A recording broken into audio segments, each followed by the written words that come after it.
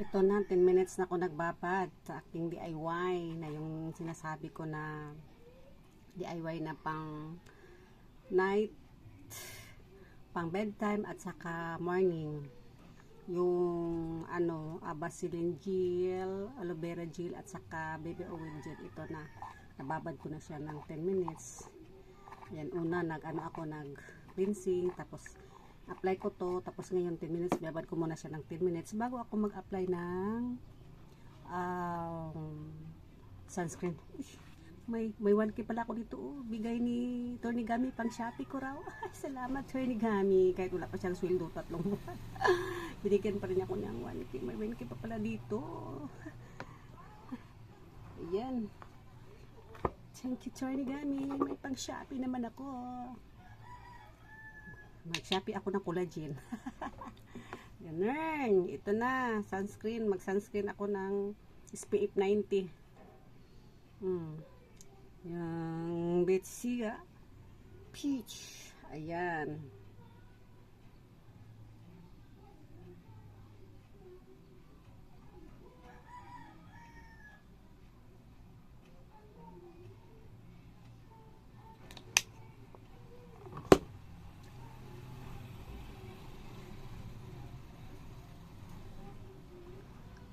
Sinaputol yung ko kanina, mali ang napindot ko kaya hindi natuloy, kaya panibago ulit pa lang ako ng panibagong video. Medyo maraming dami-dami yung nalagay ko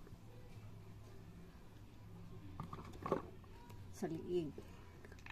Huwag kalimutan ang sa liig kasi parang pantay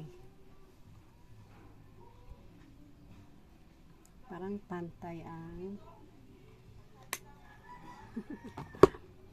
masunog din ba ang liig? Di, pantay lang ang niya, ang kulay. Peach.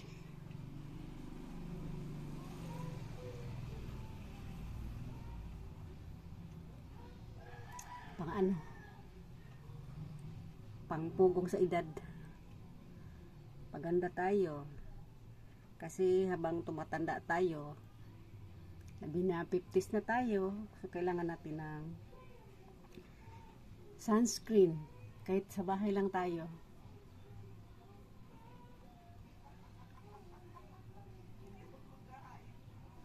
Kasi yung pinutrit ng araw, kasulaw, mainit, masakit. Ayan. At saka lipstick din tayo. Ito yung magic lips. Inon ako, tapos yung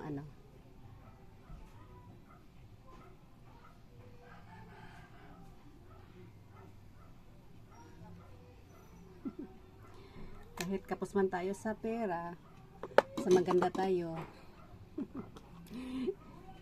Hindi yung tumatalab.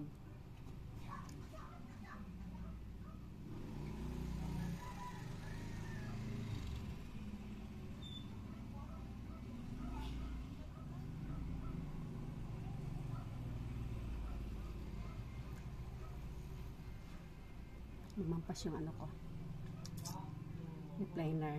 Yung talaga ang daily beauty ko, daily care, daily beauty care. Ayan, ito na ang result.